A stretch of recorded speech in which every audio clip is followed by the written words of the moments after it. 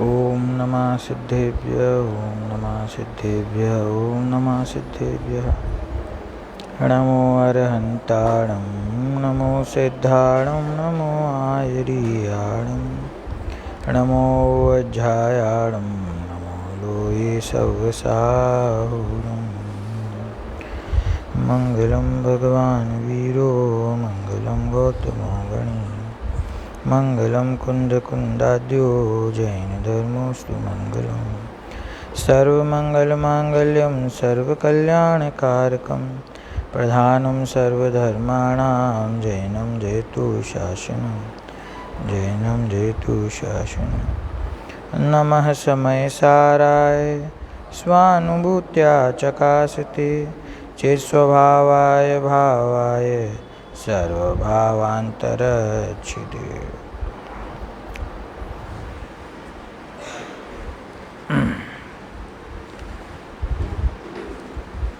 320 गाथा की चर्चा हमारी चल रही है। आचार्य जयसेन देव की टीका बहुत ही महत्वपूर्ण टीका है इस 320 गाथा की, कि जिसके अंदर आचार्य देव ने अध्यात्म भाषा और आगम भाषा दोनों से यह सिद्ध किया कि जो त्रिकाल ध्रुव रूप कारण परमात्मा है, वह ध्रुव रूप वस्तु बंध का तो कारण नहीं है, मोक्ष का भी कारण नहीं है। इस गाथा का ध्येय वो अपने अकर्ता स्वभाव को समझना है, अकर्ता स्वभाव की प्राप्ति करना है, और उसकी प्राप्ति में जो कुछ बाधाएं जीव को महसूस होती हैं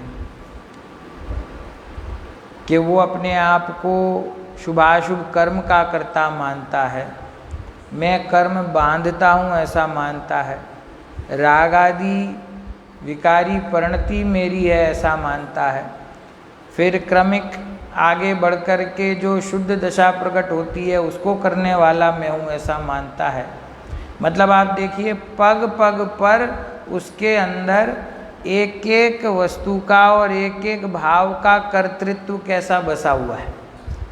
पहले कहता है कि जो शरीर आश्रित क्रियाएं हैं उसका मैं करता हूँ, वहाँ से उसको छुड़ाते हैं तो कहता है कि जो रागादि विकारी भाव हैं उसका मैं करता हूँ, रागादि विकारी भाव का कर्तृत्व छुड़ाते हैं तो कहता है कि जो सम्यक दर्शन प्रकट होता है उसके पुरुषार्थ को करने वाला मैं हूँ, और उसका पुरुषार्थ छुड़ाते हैं तो कहता है मोक्ष को प्रकट करने वाला तो मैं हूँ ना।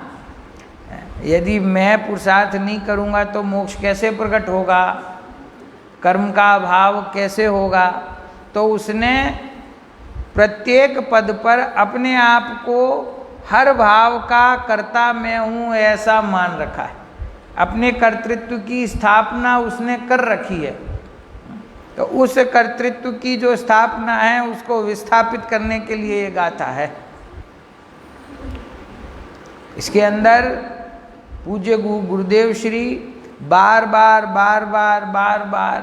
इस बात को देखिए आप, कितना उन्होंने इस गाथा में हमें समझाया है कि जो रागादि परिणति है वो रागादि परिणति से तो इस जीव का हित हो नहीं सकता, उसके कारण से इसको मोक्ष नहीं होता है। तो वो शुद्ध परिणति की चर्चा चलती है, और वो शुद्ध परिणति है वो राग से रहित है ऐसी चर्चा आई, तो वहाँ पे गुरुदेव ने लगभग 2-3 प्रवचन इस बात पे जोर दिया है बार बार कि अपना जो स्वभाव है वो राग से रहित है, और स्वभाव का लक्ष्य करके जो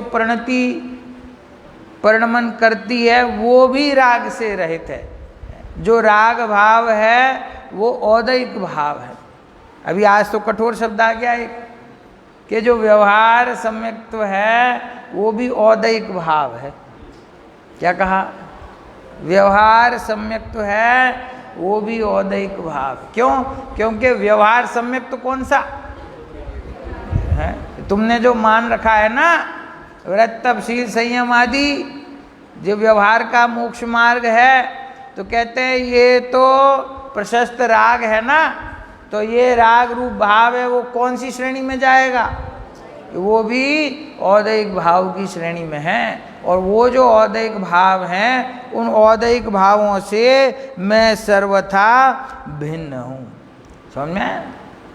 औपशमिक भाव, छायोपशमिक भाव, छायिक भाव, ये इस रूप मेरी शुद्ध परिणति है। और जो औदैहिक भाव है वो मेरी परिणति नहीं है। और यह जो औपशमिक, छायोपशमिक और छायिक परिणति है वो कैसी है कि वो राग आदि से सर्वथा रहित है। कैसी है?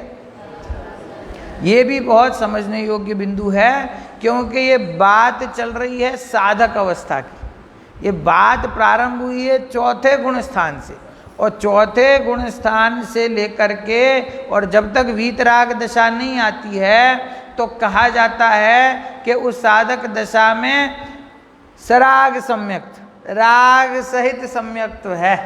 क्या कहते हैं? राग सहित सम्यक्त्व है। तो आप विचार कीजिए कि जो राग सहित सम्यक्त्व है, ऐसी दशा में जो सम्यक्त्व है उसमें राग है कि नहीं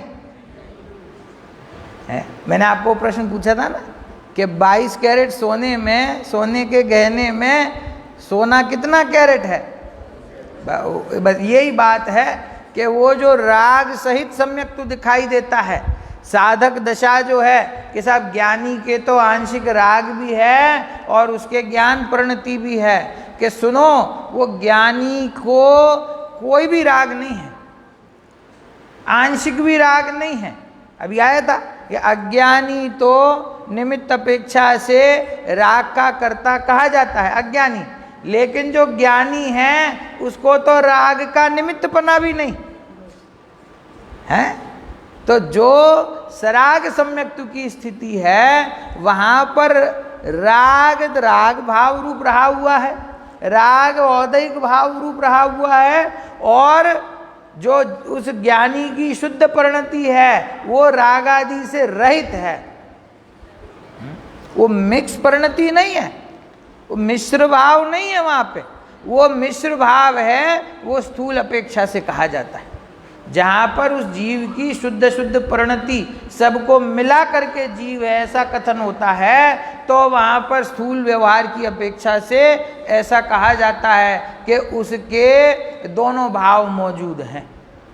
दोनों भाव वहाँ मौजूद होने पर भी जो उसकी शुद्ध परिणति है, जो सम्यक दर्शन ज्ञान चारित्र रूप परिणति है, और कौन से गुणस्थान की बात चलती है?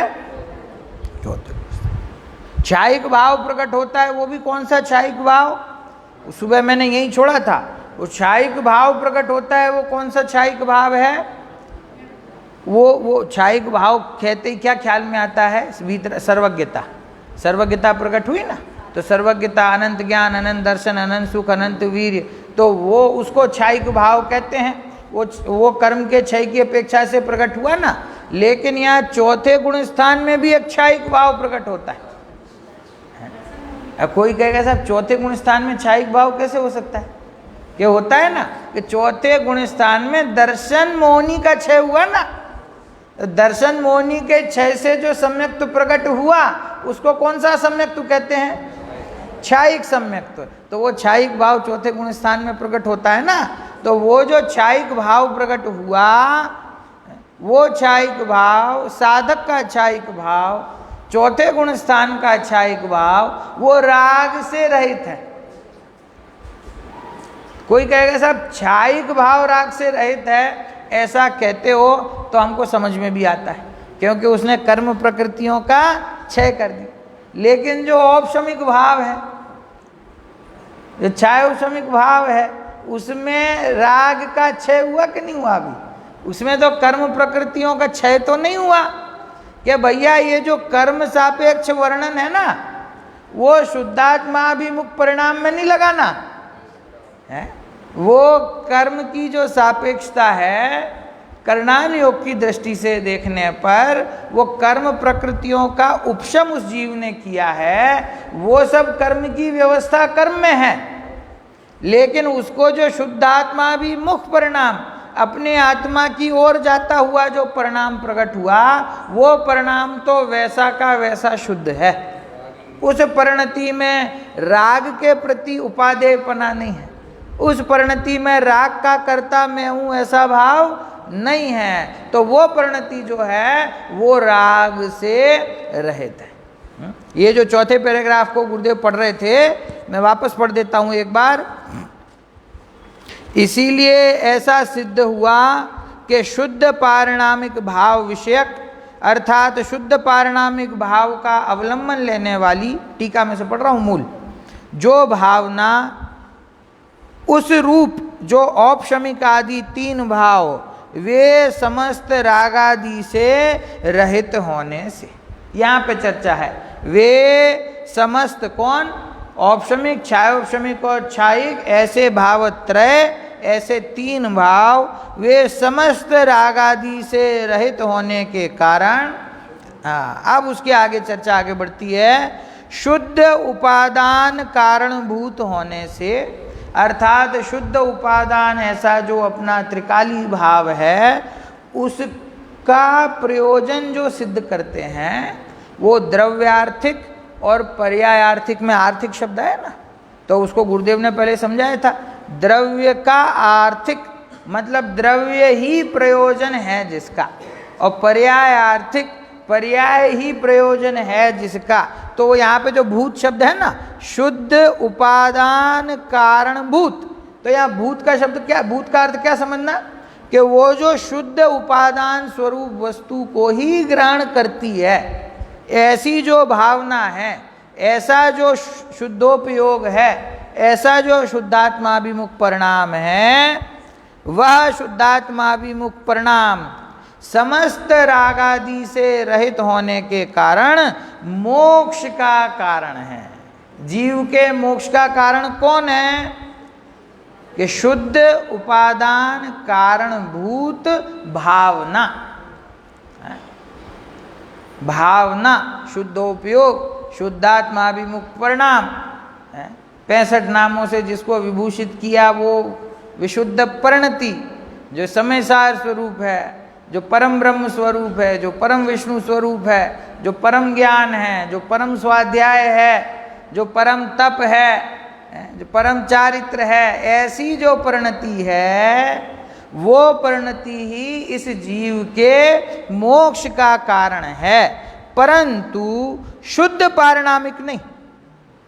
क्या कहा, ये यहाँ पे ये बात आ गई, जो बात इस गाथा में सिद्ध करना चाहते हैं वो बात अब आ गई कि वो शुद्ध उपादान कारणभूत होने से वो तीन प्रकार के जो औपशमिक छायोपशमिक छायिक भाव रूप शुद्धात्माभिमुख परिणाम है, वो शुद्धात्माभिमुख परिणाम ही मोक्ष का कारण है, परंतु शुद्ध पारिणामिक नहीं, अर्थात शुद्ध पारिणामिक भाव मोक्ष का कारण नहीं है। देखो शुद्ध पारिणामिक भाव, एक तो मैं पहले, अब चूंकि कल आखिरी दिन है तो मैं आपसे ये पूछना चाहता हूँ कि इस गाथा में आने वाले जो 2-4 कठिन शब्द हैं, शुद्ध पारिणामिक भाव, 3 प्रकार का पारिणामिक भाव, जीवत्व, भव्यत्व, अभव्यत्व, उसमें फिर शुद्ध जीवत्व, अशुद्ध जीवत्व, और औपशमिक, छायोपशमिक और छाय, वह इतने ही नाम आए हैं जो शायद आपको कठिन लग सकते हैं, पर इतनी हमने अभी 9 दिन में चर्चा की है। तो क्या कोई शब्द गाथा में अभी तक ऐसा रह जाता है कि जिसका अर्थ अपने को ख्याल में नहीं आता हो? नहीं आ रहा हो तो अभी पूछ लें, हैं? ख्याल में आ रहे हैं ना शब्द, तो अब ख्याल में आ रहे हैं ना। उन कठिन शब्दों को अपन ने सरल करने का प्रयत्न किया है, गुरुदेव ने खुद ही बहुत सरल कर दिया। वो तो हर बार कह भी रहे हैं कि भाव ऊंचा है लेकिन भाषा तो सादी है, भाषा तो सरल है, भाव बहुत ऊंचा है। तो वो बात, वो भाव अपने को ख्याल में आना चाहिए, है ना। तो देखो छायिक शब्द आया तो गुरुदेव ने स्मरण करा दिया कि छायिक मतलब वो जो वहाँ 12वें गुण स्थान में छायिक भाव प्रकट हुआ, 13वें गुण स्थान में उसकी चर्चा नहीं है, ये तो 4थे गुण स्थान में प्रकट होने वाला छायिक भाव है। और वो जो शुद्ध भाव है, वो शुद्ध भाव ही इस जीव को मोक्ष का कारण है। फिर उन्होंने बाद में श्रीमद् राजचंद्र जी के ग्रंथ के आधार से एक बात को स्मरण किया।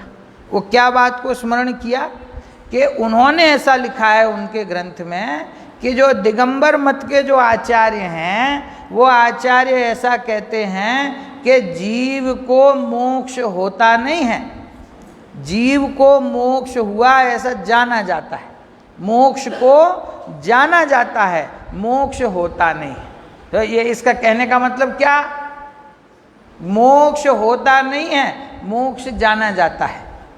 तो इसका मतलब क्या हुआ कि मोक्ष होता नहीं है, इसका अर्थ ये है कि वो जीव तो अनादिकाल से मुक्त स्वरूप ही है और उसने अपने मुक्त स्वभाव को स्वीकार नहीं किया। और फिर गुरुदेव ने बहुत विस्तार किया कि मैं बंधा हुआ हूँ, मैं बंधन में हूँ, मैं रागादि परिणति से युक्त हूँ, ऐसा अपने को बंधा हुआ उसने माना। अपने आप को बंधा हुआ, विकारी भावों के बीच और कर्मों के बीच बंधा हुआ मानना, इसका नाम क्या है, भाव बंध। क्या नाम है, भाव। द्रव्य बंध तो हमको वैसे ही नहीं है, द्रव्य कर्म के बंधन से तो जीव सर्वथा रहित है, लेकिन अनादिकाल से अगर वो कर्म बंधन से रहित है तो फिर संसार में कैसे रुका हुआ है, क्यों रुका हुआ है कि वो भावबंध है उसको। और भावबंध क्या है, भावबंध है कुछ नहीं, भावबंध मतलब जैसा स्वरूप नहीं है वैसा माना, ऐसा माना कि मैं राग आदि सहित, ऐसा माना कि मैं मिथ्या दृष्टि हूँ, ऐसा माना कि मैं अज्ञानी हूँ, ये ही भावबंध है।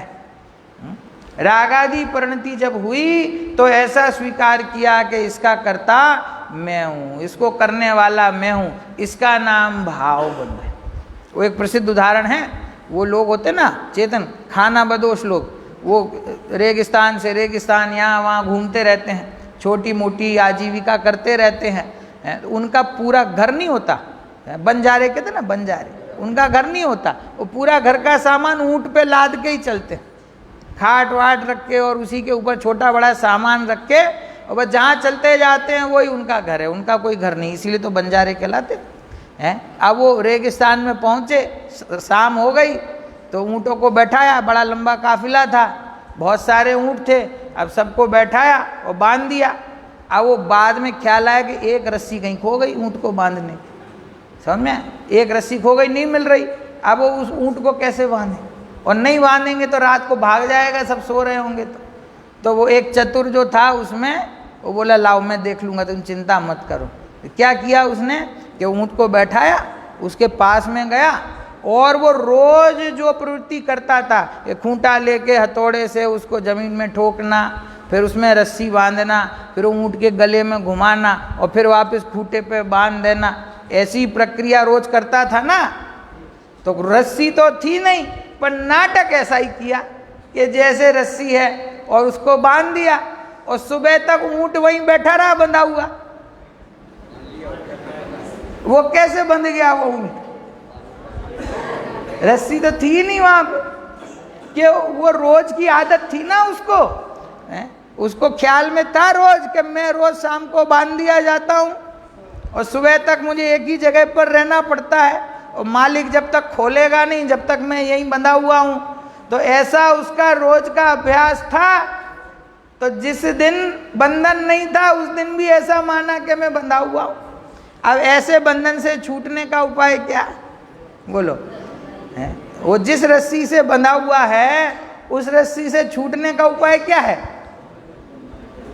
ऐसा मानना कि रस्सी है ही नहीं वहां पे, मानता है। ऐसे ही ये हमारा जीव का अनादिकाल से बंध चल रहा है, उसको वास्तव में बंध है नहीं, बंध है नहीं, लेकिन ऐसा मानता है कि मुझे बंध है।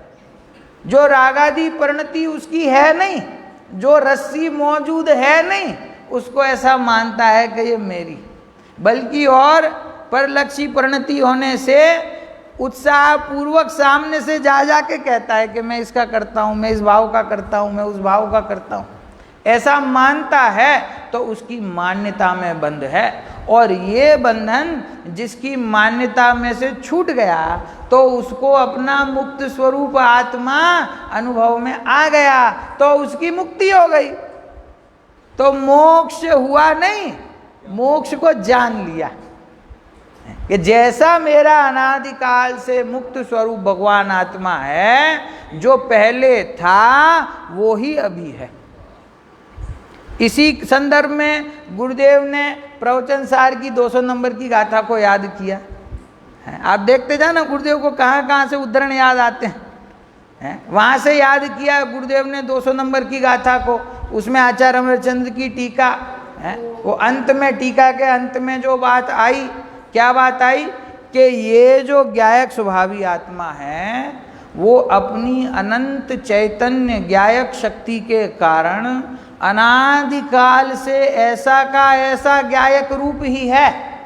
वो अनादिकाल से वैसा का वैसा शुद्ध स्वरूप ही है, अनादिकाल से ऐसा का ऐसा मुक्त स्वरूप ही है। फिर भी मोह से अध्यासित होने के कारण उसका स्वरूप जैसा है वैसा जीव स्वीकार नहीं करता।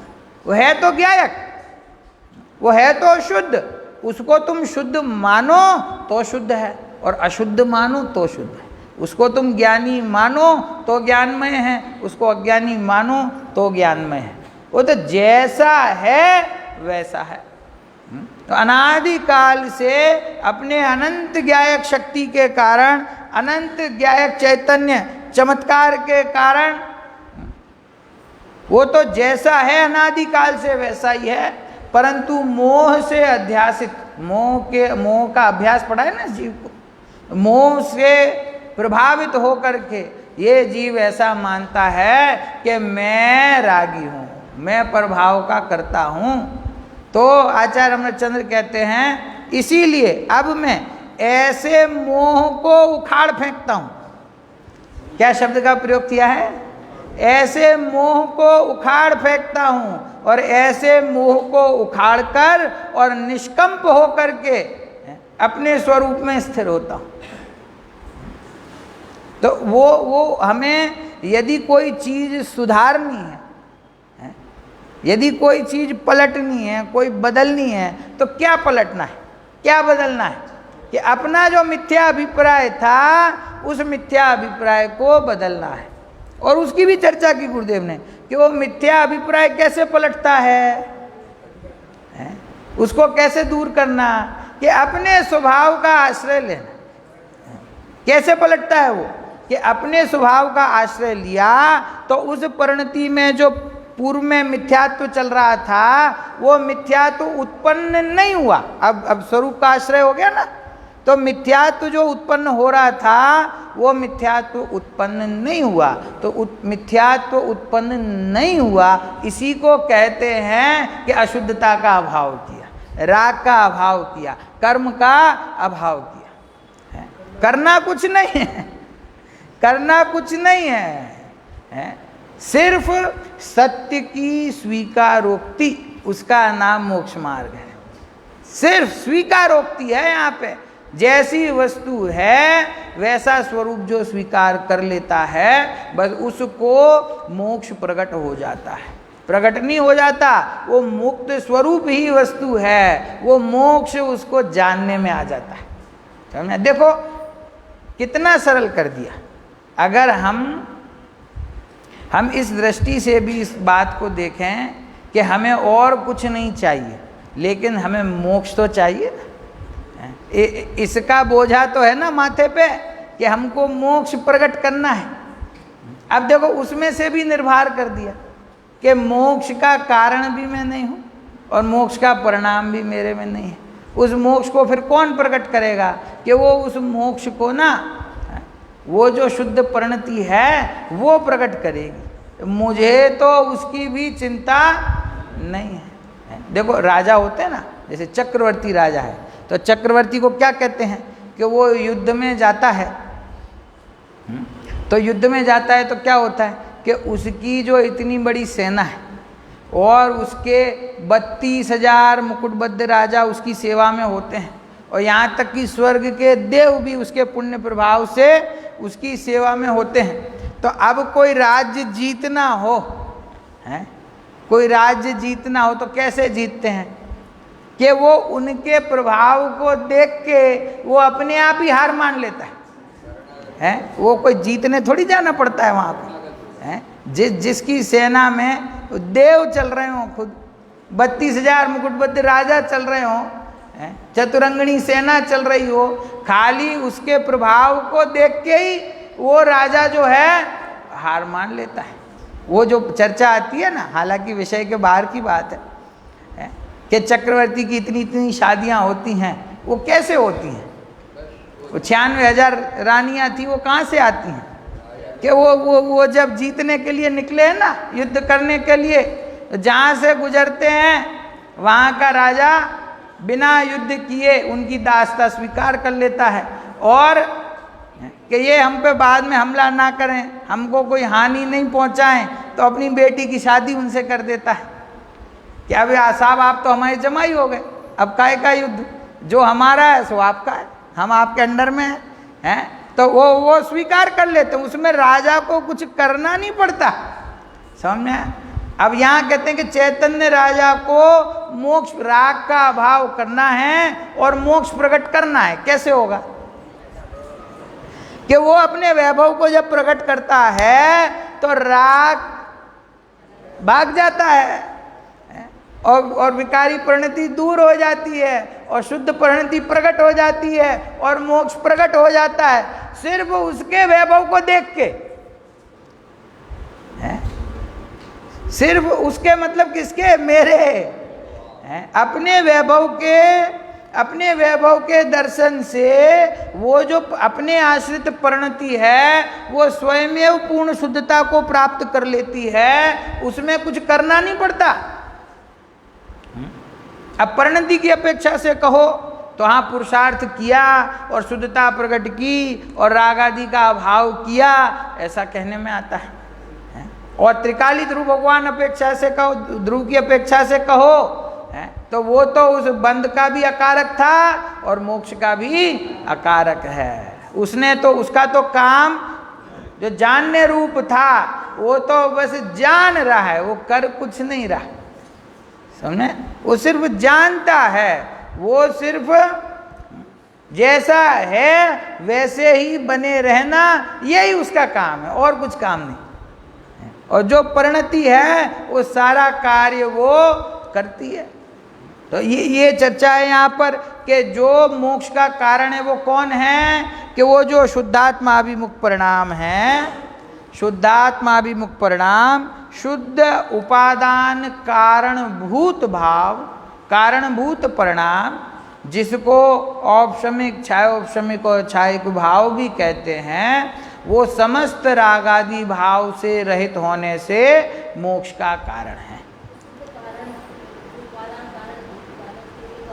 हाँ, शुद्ध उपादान कारणभूत, खाली भूत शब्द छोड़ दीजिए, शुद्ध उपादान कारण, वो तो कौन है? मैं, त्रिकाली ध्रुव वस्तु।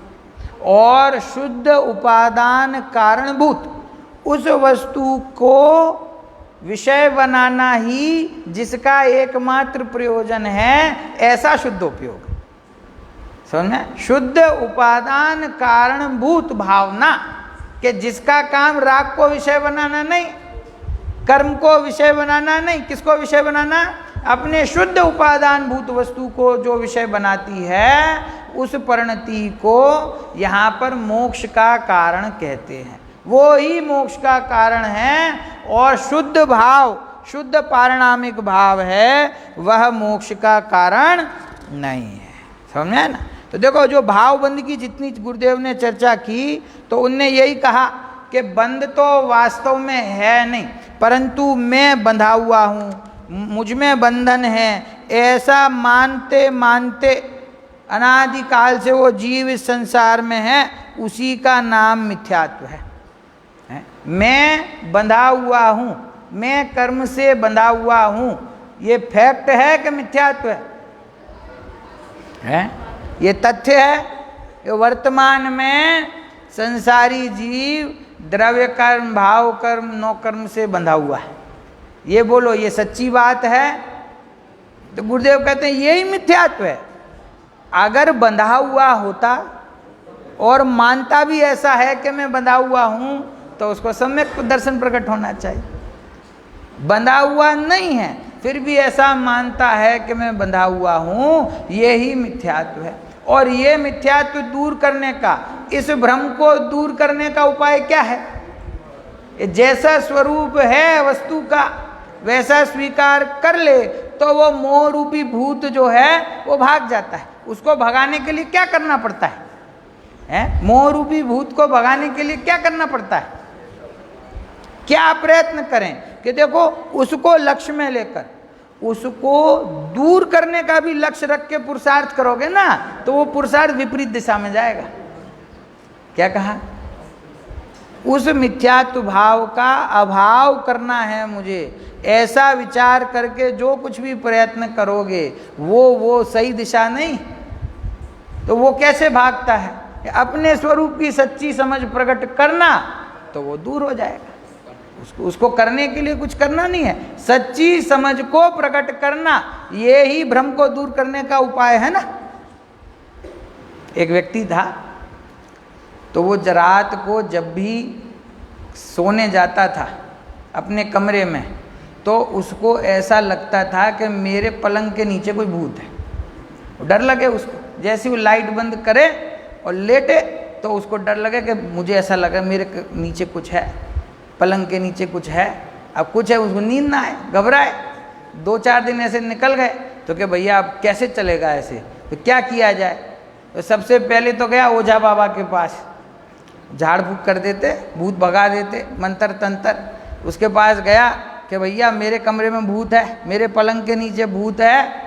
तो उसने आकर के बोले, बच्चा इतना पैसा लगेगा, ऐसा करूँगा वैसा करूँगा, ऐसी पूजा करूँगा, भूत भाग जाएंगे। कि ठीक है महाराज। तो उसने सारा उपाय कर दिया, तंत्र मंत्र पढ़ दिए, चावल डाल दिए, नींबू टांग दिए, सब कर दिया। समझ में आया? अब फिर 2-4 दिन निकल गए, कुछ नहीं हुआ। उसको तो अभी भी डर लगे, वैसा का वैसा, भूत है भूत है। तो क्या करें? तो फिर वास्तु वाले के पास गया। तो वास्तु वाले ने कहा, तुम्हारे पूरे कमरे में दोष है, तुम्हारा पलंग जिस दिशा में है इसमें नहीं होना चाहिए, ये जो तुम्हारा खिड़की उत्तर में है ये पश्चिम में होनी चाहिए, ये दरवाज़ा जो दक्षिण में है इसकी दिशा गलत है, वो सब तोड़ फोड़ करके सही करवाओ। तो उसका 1-2 लाख का खर्चा करा के वो उसका सारा कमरा उसने सही करवा दिया। अब उसको लगा ठीक है चलो इतना हो गया, अब तो ठीक हो जाएगा। फिर वही का वही डर, उसका अभी भी उसका डर जावे, वो कमरे में सोवे, उसको लगे भूत है भूत है। घर वालों ने कहा ये सब फालतू बातें छोड़ो, डॉक्टर के पास ले चलते। डॉक्टर के पास ले गए। तो डॉक्टर ने बोला कि ये जो है ना, ये देखो कोई भूत नहीं है, ये मानसिक रोग है, तो इसकी हम पहले जांच करेंगे फिर उसका इलाज करेंगे। लेकिन ये महंगा इलाज है, ये कोई सस्ता इलाज नहीं है, सिर्फ टेस्टिंग में ही 2-4 लाख रुपए खर्च होंगे, इलाज तो उसके बाद शुरू होगा। तो घर वाले कहें जो कुछ भी है साहब कर दो। तो बोले ठीक है कल सुबह आ जाओ टेस्टिंग कराने। और दूसरे दिन से वो आदमी नज़र नहीं आया, भाग गया। वो तो खर्चे का नाम सुन के बुंदेलखंडी था। 4 लाख की टेस्टिंग कौन कराएगा? वो खर्चे का नाम सुन के भाग गया, लौट के ही नहीं आया। 2-3 साल बाद वो डॉक्टर साहब को टकरा गया कि क्या हुआ, तबीयत ठीक चल रही है? कि हाँ साहब ठीक चल रही है। कि वो भूत भूत लगता था, वो क्या हुआ? बोले वो सब भाग गया। तो तुम इलाज कराने तो आए नहीं? कि बोले साहब आपने इतना खर्चा बता दिया, मैं तो डर गया।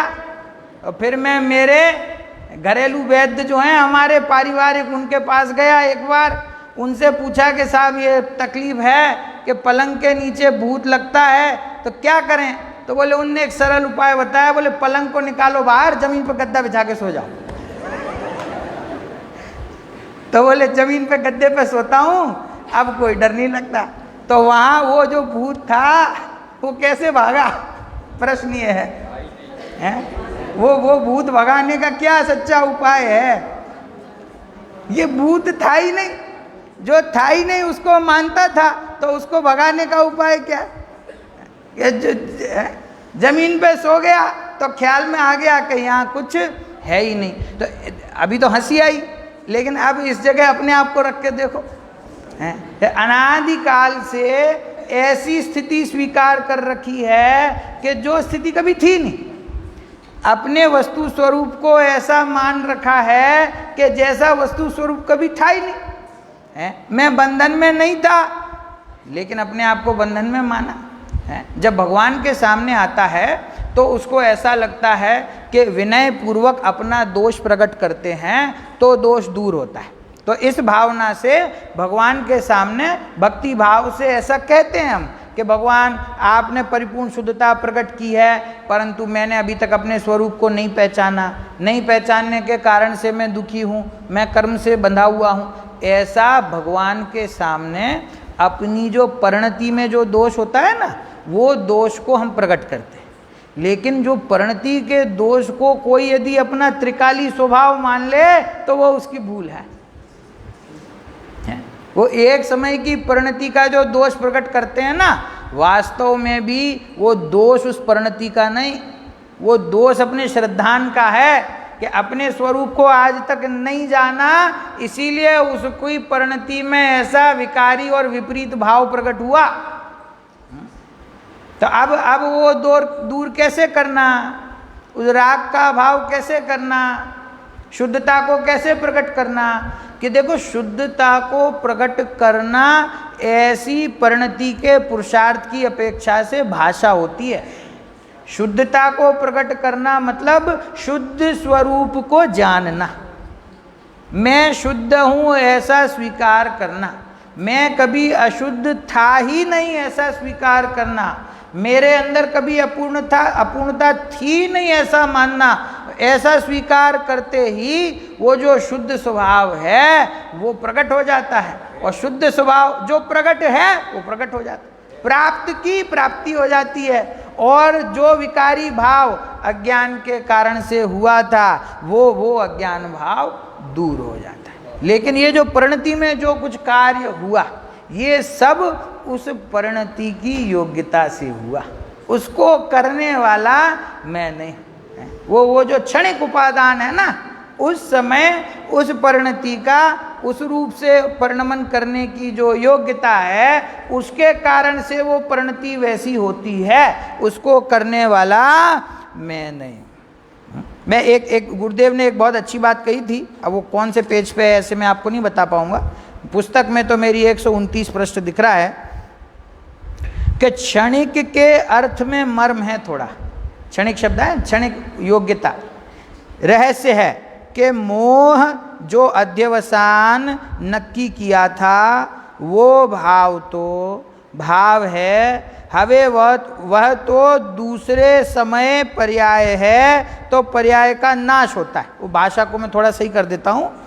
उस पर्याय में अपने ध्येय का परिणाम होकर जो उत्पत्ति होनी थी ना मिथ्यात्व की, वो नहीं हुई, तो उसको मिथ्यात्व का नाश किया ऐसा कहने में आता है।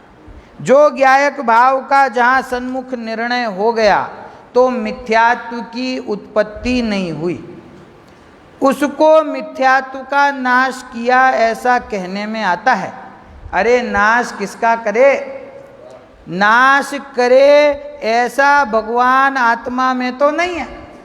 देखो, कर्म करे ऐसा तो आत्मा का स्वरूप नहीं है, लेकिन उसका कर्म का नाश करे ऐसा भी उसका स्वरूप नहीं है। जो राग भाव को उत्पन्न करे ऐसा तो मेरा स्वरूप नहीं है, लेकिन उस राग का अभाव मैं करूं ऐसा भी मेरा स्वरूप नहीं है। क्यों? क्योंकि जब राग को कभी किया ही नहीं, कर्म को कभी किया ही नहीं, तो फिर अभाव किसका करेगा?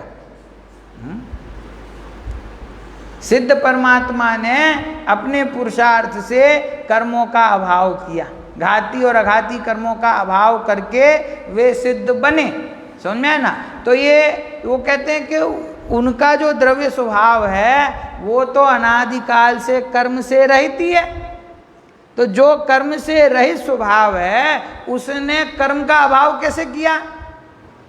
उसमें जब कर्म था ही नहीं कभी, तो कर्म का अभाव कैसे किया? कहते ऐसा सिद्ध परमात्मा को ऐसा कहना कि हे परमात्मा, आपने कर्मों का अभाव किया, आप कर्म का अभाव करने वाले हो, तो ये भी तुमने उनके निरुपाधि स्वभाव को एक उपाधि दे दी कि इनने कर्म का नाश किया। उनने कर्म का नाश नहीं किया, उन्होंने कर्म से रहित अपने शुद्धात्मा को जान लिया। क्या किया? शुद्धात्मा को जान लिया, शुद्ध स्वरूप का स्वीकार कर लिया उनकी परिणति ने। तो क्या हुआ कि राग का और कर्म का और विकार का और आवरण का स्वयमेव नाश हो गया। किसका नाश हो गया? कि जो आत्म स्वभाव में कभी था ही नहीं, वो जहां पे था वहां पर उसका नाश हो गया। सूर्य होता है ना, तो सूर्य है तो अभी जैसे बारिश आई तो बादल छा गए, और बादल हटे तो सूर्य फिर से दिखने लगता है, और बादल आ जाते हैं तो सूर्य छिप जाता है, सूर्य की शक्ति छिप जाती है। तो सूर्य को वास्तव में क्या परिवर्तन होता है? सूर्य में क्या होता है? तुमको कब दिख रहा है और कब नहीं दिख रहा है, कब उसके आगे बादल हैं और कब उसके आगे बादल नहीं हैं, इससे सूर्य को क्या फर्क पड़ता है? सूर्य कितनी दूर है? बहुत दूर है ना, बहुत दूर। अभी करणानी योग में नहीं जाते हैं, बहुत दूर है। और बादल कितनी दूर है? बादल तो यही है, 1 किलोमीटर, 2 किलोमीटर, 3 किलोमीटर है। तो सूर्य सैकड़ों हजारों किलोमीटर ऊपर और बादल किलोमीटर 2 किलोमीटर ऊपर, और हम उसके नीचे। तो हमको ऐसा लगता है कि सूर्य छुप गया। हम क्या बोलते हैं? सूर्य छुप गया। तो सूर्य छुप गया कि तुमको नहीं दिख रहा। सूर्य तो जहां था वही मौजूद है। मान लो 5-10 मिनट में बारिश खत्म हो जाए और बादल छट जाए, तो सूर्य वापस वैसा का वैसा दिखता है कि नहीं दिखता? समझ में? मैं जब पहली बार उधर गया था, मुझे आश्चर्य हुआ। टाइम बदलता है ना। मैं गया था लंदन, तो लंदन अपने कितने पीछे है? करीब 6 घंटे पीछे है अपने से, समझ गए? तो अब अपन तो इंडिया से फ्लाइट में बैठे, तो अपनी घड़ी में जो भी समय हो रहा, और मान लो 12 बजे बैठे और 8 घंटे की फ्लाइट, तो 8 बजे वहाँ पहुँचोगे ना। तो 8 बजे पहुँचे, तो पहुँच के नीचे उतरे तो वहाँ घड़ी में देखा तो 2 ही बजे थे। समझ आए? 6 घंटे पीछे चले गए। तो फ्लाइट जब तक बस लंदन शहर के ऊपर पहुँची, एकदम सूरज चमक रहा। वो बहुत ऊपर रहती ना फ्लाइट, तो बादलों के ऊपर, तो सूरज चमक रहा बिल्कुल पूरा। और जैसे ही वो नीचे आई तो बादल आए, और नीचे पहुँचे तो बिल्कुल बारिश और तूफान का मौसम। समझ में आया? तो नीचे गए तो वो लेने आए थे, वो बोले साहब 15 दिन से यहाँ पे सूरज ही नहीं निकला, इतनी बारिश हो रही है और इतनी ठंड पड़ रही है, 15 दिन से यहाँ सूरज ही नहीं निकला। मैंने कहा मैं अभी 10 मिनट पहले देख के आया है, 10 मिनट पहले ही सूर्य देखा मैंने, तो पूरा चमकता हुआ है। तो सूर्य छुपता है कि नहीं छुपता? सूर्य तो प्रकट है। हम उसको देख नहीं पा रहे थे तो हम कहते हैं वो छुप गया, और जब हम देख नहीं पाते हैं तो कहते हैं वो दृष्टि में आ गया। तो वो तो जिस दृष्टि में आया वो दृष्टि धन्यवाद की पात्र है, बाकी सूर्य तो जैसा है वैसा ही है, वो तो प्रकट ही है। तो ये त्रिकाली ज्ञायक भाव वो तो अनादिकाल से प्रकट ही है। और कैसा प्रकट है कि जैसा उसका त्रिकाल स्वरूप है वैसा ही प्रकट है। अब उसको जिसने स्वीकार नहीं किया तो ऐसी परिणति में विकार होता है, औदैहिक भाव होता है, और जिसने उसको स्वीकार किया ऐसी परिणति में विशुद्धता होती है, औपशमिक भाव, छायोपशमिक भाव और छायिक भाव प्रकट होता है। और वही परिणति जैसे जैसे अपने स्वरूप में स्थिर होती है तो उसमें वो विशुद्धता बढ़ती है, और वो विशुद्धता पूर्णता को प्राप्त करती है। तो वो मोक्ष का कारण कौन हुआ? कि शुद्ध उपादान कारणभूत परिणति, कि जिसने अपने शुद्ध स्वभाव को लक्ष्य में लिया वो परिणति ही मोक्ष का कारण है। देखो अंत में फिर गुरुदेव ने आगे का पैराग्राफ 2 पंक्ति आगे बढ़ाया कि जो शक्ति रूप मोक्ष है। अब मोक्ष के देखो 2 भेद बता रहे। जो शक्ति रूप मोक्ष है वह तो शुद्ध पारिणामिक है, वो जो शुद्ध पारिणामिक है वो तो प्रथम से ही विद्यमान है। यह तो व्यक्ति रूप मोक्ष का विचार चल रहा है। क्या विचार कर रहे हैं यहाँ पे? कि इस जीव को मोक्ष प्रकट होता है। तो मोक्ष प्रकट होता है, ये क्या हुआ? ये व्यक्ति रूप मोक्ष की चर्चा है कि वो मोक्ष व्यक्त हुआ, प्रकट हो गया। वो कैसे होता है उसकी चर्चा चल रही है। तो जो प्रकट होने वाला मोक्ष है उसका कर्ता हुआ शुद्ध पारिणामिक भाव नहीं है। वो शुद्ध पारिणामिक भाव तो शक्ति रूप मोक्ष है। शक्ति रूप मोक्ष मतलब उन्होंने कहा वो तो प्रथम से ही विद्यमान है। यदि देखो वो शक्ति रूप मोक्ष प्रथम से विद्यमान नहीं होता, वो मुक्त स्वभाव प्रथम से ही जीव के अंतरंग में विद्यमान नहीं होता, तो फिर वो व्यक्त कैसे हुआ? व्यक्ति किसकी होती? जो शक्ति रूप है उसी की तो व्यक्ति हुई ना। तो यहाँ विचार हम किसका कर रहे हैं? दोनों का विचार कर रहे हैं, शक्ति रूप मोक्ष का और व्यक्ति रूप मोक्ष का। तो शक्ति रूप मोक्ष क्या? ये व्यक्ति शब्द बोलते हैं तो समझ में आता है ना। व्यक्ति मतलब प्रकट होना, व्यक्ति मतलब कोई आदमी की बात नहीं कर रहे। शक्ति की व्यक्ति, शक्ति का व्यक्त होना, प्रकट होना, उसका नाम व्यक्ति। तो शक्ति रूप मोक्ष है वो कौन है?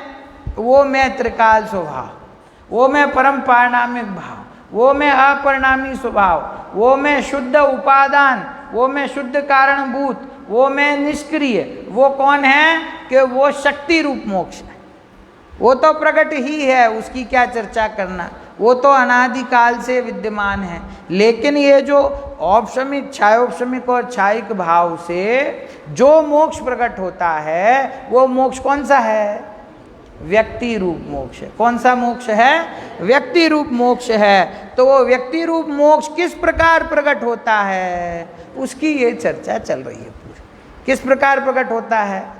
कि वो आंशिक शुद्धि की व्यक्ति हुई ना, पहले आंशिक शुद्धि की व्यक्ति हुई, अब वो ही पूर्ण शुद्धता की व्यक्तता तक जाती है।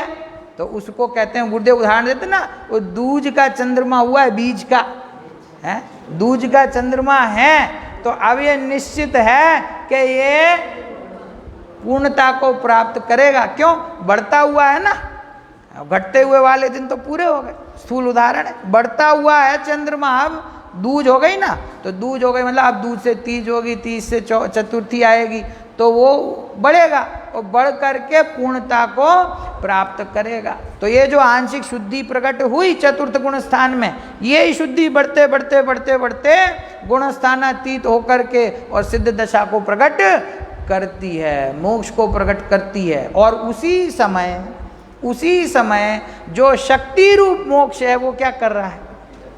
वो कुछ नहीं कर रहा है, उसमें कुछ करने के लिए है ही नहीं। वो तो जिस समय औदैहिक भाव चल रहा था ना जीव को, उस समय भी वो शक्ति रूप मोक्ष तो वैसा ही विद्यमान था। और जिस समय उसको औपशमिक, छायोपशमिक, छायिक शुद्धता प्रकट हुई आंशिक, उस समय भी वो वैसा ही था। और जब पूर्ण शुद्धता हो गई उस समय भी वो वैसा ही है, क्योंकि वो कृत्य है, उसमें कुछ करने के लिए है नहीं। वो जगत का परम उत्कृष्ट पदार्थ है, उसमें कुछ होने की संभावना नहीं। वो परिपूर्ण है, उसमें कोई अपूर्णता है नहीं। वो ज्ञान स्वरूप है, उसमें नया ज्ञान प्रकट होता नहीं। वो शुद्ध स्वरूप है, उसमें नई शुद्धता प्रकट होती है।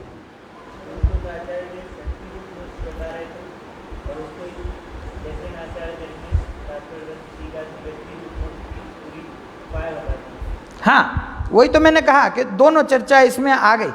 एक तो शक्ति रूप मोक्ष की बात है, मतलब वो उस अपेक्षा से कह रहे हैं। अमृतचंद्राचार्य देव की जो टीका है ना, तो उसमें तो वो नेत्र का जो उदाहरण दिया, तो वहाँ तो इतना कहा कि जैसे नेत्र अकारक और अवेदक है, वैसे ही ज्ञान भी अकारक और अवेदक है। तो वहाँ पे तो वो शक्ति रूप मोक्ष वाला जो वस्तु है उसकी चर्चा है।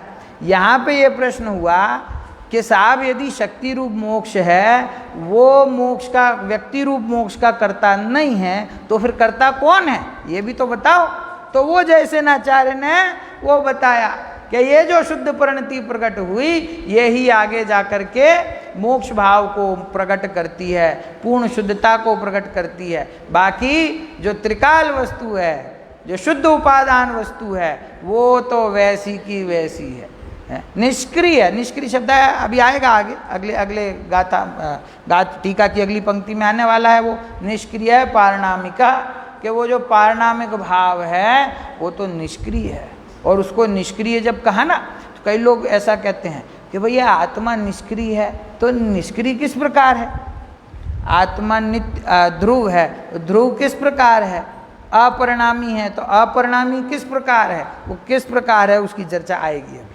वो अपरिणामी है, निष्क्रिय है, शुद्ध उपादान शक्ति रूप है, उसमें वो शक्ति रूप मोक्ष है, वो तो हमेशा अनादि अनंत प्रकट ही है।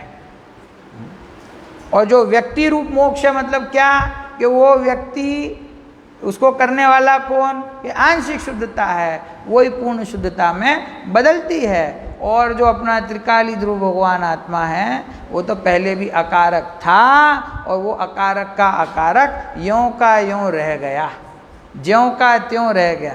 वो आचार्य रामचंद्र को याद कर रहे थे ना 200वीं गाथा की टीका में से, तो आचार्य रामचंद्र यही कहते हैं कि मैं उस मोह को उखाड़ता हुआ निष्कंप रूप से जैसा वो आत्मा है वैसा का वैसा उसको प्राप्त करता हूँ, जैसा है वैसा ही प्राप्त करता हूँ, उसमें कुछ फेर बदल करने को जगह नहीं। तो ऐसी अपने शुद्ध स्वभाव की ये अभूतपूर्व चर्चा यहाँ पर आई है। और ये ग्रंथों के विस्तार में ये जो टीका छुपी हुई थी, कोई हमारा कोई विशेष पुण्य का उदय है हम सबका, कि वो ज्ञानियों की दृष्टि में आई और उन्होंने उसके महत्व को समझा और उन्होंने इतना विस्तार करके हमको ये बात समझाई। तो ये कोई क्या कहें इसको, अनादिकाल के बाद में 5 परावर्तनों में ये जीव भटकता है, अनंत काल के बाद में कोई ऐसा शुभ अवसर आया है, ये ऐसी बात अपने को मिली है। आप खुद ही सोचो, हमारे इसी जीवन में, बाकी का तो जाने दो पूर्व हो, इस जीवन में भी ऐसी बात अपन ने कब सुनी है? ये तो गुरुदेव के सानिध्य में आए उसके बाद ही ये बात सुनने मिली ना, नहीं तो ऐसी चर्चा, ऐसे स्वरूप की बात और अपने को कहाँ सुनने मिली। और अभी इसको गौण कर दिया, अभी इसको भूल गए और वापस से उसी में लग गए कि क्या खाना क्या पीना, शुद्ध कैसे बनाना, तो कहते ये भाव निकल जाएगा और तू ज्यों का यों रह जाएगा। समझा? तो इसीलिए अपने स्वरूप की बात को ऊर्ध्व रखना, अपने स्वरूप को ऊर्ध्व रखना, और मैं त्रिकाली ध्रुव परमात्मा हूँ, परिपूर्ण परमात्मा हूँ, ये भाव ऊर्ध्व रहेगा तो ही अपने को वो जो लक्ष्य भी यदि मोक्ष का है ना, तो वो लक्ष्य भी इस भाव के आश्रय से ही प्रकट होगा। व्यवहार रत्नत्रय के आश्रय से वो भाव प्रकट होने वाला